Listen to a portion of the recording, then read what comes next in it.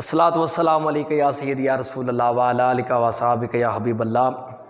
الصلاۃ والسلام علیک یا نبی اللہ وعلی آلک و اصحابک یا نور اللہ۔ تمام سننے اور دیکھنے والے تمام احباب کو محمد بلال خیال کی طرف سے السلام علیکم ورحمۃ اللہ وبرکاتہ۔ امید کرتا ہوں جی آپ احباب ٹھیک ٹھاک ہوں گے، خیریت سے ہوں گے، اللہ کے فضل و کرم سے، سرکار کی رحمت سے آپ ٹھیک ٹھاک ہوں گے انشاءاللہ۔ دوستان گرامی، آج میری گفتگو جتنے بھی میں انشاءاللہ کرنے کی سعادت حاصل کروں گا، اس کا عنوان یہی ہوگا اللہ رب العزت سے معافی طلب کرنے کا اتنا آسان نسخہ، اللہ کی رحمت حاصل کرنے کا۔ اگر بندہ ساری زندگی گناہ ہی کرتا رہے لیکن اس کے باوجود اللہ رب العزت کی خاص رحمت بندے پہ ہو جاتی ہے جب بندہ اپنے رب سے ایک بار معافی طلب کر لیتا ہے۔ ایک شخص، جیسا کہ میں یہ واقعہ آپ کے سامنے رکھنا چاہتا ہوں، ایک شخص خانہ کعبے کا طواف کر رہا تھا، پاس سے کوئی بندہ گزرا، اس نے کہا بڑی اللہ اللہ کی صدائیں بلند کر رہے ہو، اگر قیامت والے دن اللہ نے تجھے تیرے گناہوں کی وجہ سے جہنم میں ڈال دیا تو کیا کرو گے؟ وہ بندہ کہنے لگا اگر یہی معاملہ میرے ساتھ پیش ہو گیا تو میں رب سے کہوں گا مولا تو میری گناہوں کا حساب لے رہا ہے، میں تیری رحمت کا حساب لینا چاہتا ہوں۔ آج ذرا حساب کر کے دیکھ لیتے ہیں کہ مولا تیری رحمت زیادہ ہے یا میرے گناہ زیادہ ہیں۔ ابھی یہ گفتگو چل رہی تھی، ایک اللہ والے کو اللہ کا پیغام آ گیا۔ جب بندہ اپنے رب سے مخاطب ہو کے کچھ بھی کہنا چاہتا ہے، اللہ رب العزت اس کی طرف متوجہ ہو کے اپنے بندے کی فریاد سنتا ہے۔ قدرت کی طرف سے آواز آئی، ایک بندے کے ہاتھ پیغام آیا کہ اس میرے بندے سے جا کر کہہ دو کہ یار ایک بات تم میرے ساتھ وعدہ کر، ایک وعدہ میں تیرے ساتھ کرتا ہوں، میں تجھے جنت تو دے دوں گا مگر ایک شرط ہے، شرط یہ ہے کہ قیامت والے دن تو میری رحمت کا حساب نہ لینا، میں تیرے گناہوں کا حساب نہیں لوں گا۔ عزیزان گرامی، اللہ کی رحمت بہت وسیع ہے۔ معافی مانگنے والا اللہ کا بندہ کسی بھی امت کا ہو، اگر خدا سے معافی طلب کرے اللہ رب العزت اسے عطا کر دیتا ہے۔ حضرت عمر فاروق رضی اللہ تعالیٰ عنہ آپ کے زندگی میں، آپ کے دور حکومت میں بڑا حسین واقعہ جسے سن کے ایمان تازہ ہو جاتا ہے، ایمان کو دوبارہ تازگی ملنا شروع ہو جاتی ہے۔ ایک شخص، میں اپنی گفتگو کو جلدی کلوز کرنے کی کوشش کروں گا انشاءاللہ۔ دوستان گرامی، بندہ آ رہا ہے آگے سے، حضرت عمر فاروق بھی اس گلی سے گزر رہے ہیں۔ آپ نے کیا دیکھا، وہ شراب پی کے بڑا مست ہو کے اپنی مستی میں چلتا ہوا رستے میں آ رہا ہے۔ اس کی نظر جب پڑی حضرت عمر فاروق، اس پہ لرزہ طاری ہو گیا کہ اب عمر کی نظر میں آ گیا ہوں، اب بچ نہیں سکتا۔ بس اب اس نے اتنی بات کہی ہے، اب اسے پتہ نہیں تھا کہ آگے بھی عمر آ رہا ہے۔ اس نے چھپنے کی کوشش کی اپنی طرف سے، اس نے شراب کی جو بوتل اس کے ہاتھ میں تھی وہ اس نے جو کپڑا چادر لپیٹی ہوئی تھی اس کے اندر، بکل کے اندر بغل میں چھپا لی۔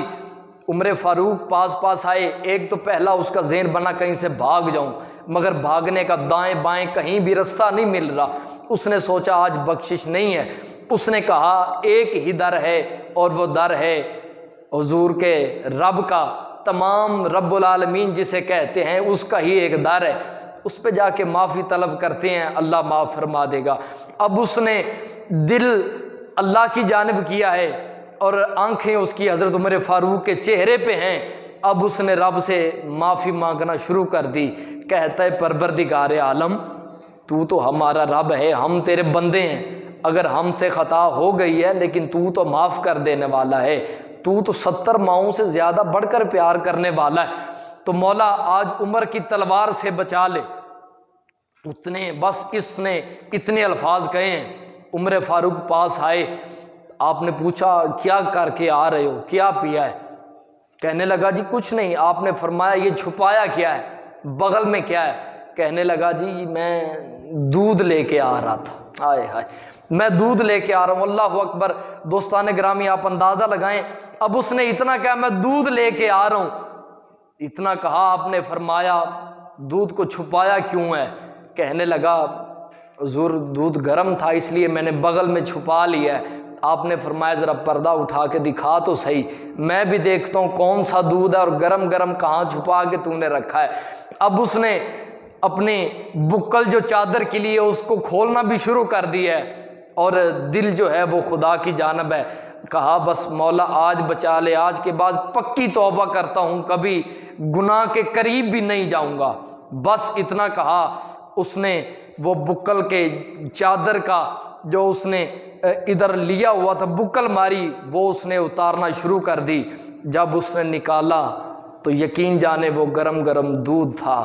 آپ نے اس سے کہا بتا، پتہ تجھے بھی ہے اور پتہ مجھے بھی ہے، کیا کیا ہے کہ جو معاملات سارا بدل گئے ہیں، بتا کیا کیا؟ اس نے کہا حضور کچھ نہیں کیا، بس اس پروردگار سے معافی طلب کی ہے، اللہ رب العزت نے کرم فرما دیا ہے۔ تو علماء فرماتے ہیں، حضرت عمر فاروق نے فرمایا دیکھو آج علماء جو واقعات بھی بیان کیے جاتے ہیں اس کے اندر کچھ نہ کچھ اس کا مطلب، اس کے پیچھے کچھ نہ کچھ سبق ضرور ہوتا ہے۔ تو علماء فرماتے ہیں اندازہ لگائیں، جو رب معافی مانگنے پر ایک شراب کی بوتل کو گرم گرم دودھ میں بدل سکتا ہے، تو اس رب سے معافی مانگنے والے بندے کے اللہ رب العزت گناہوں کو ثواب میں تبدیل فرما سکتا ہے۔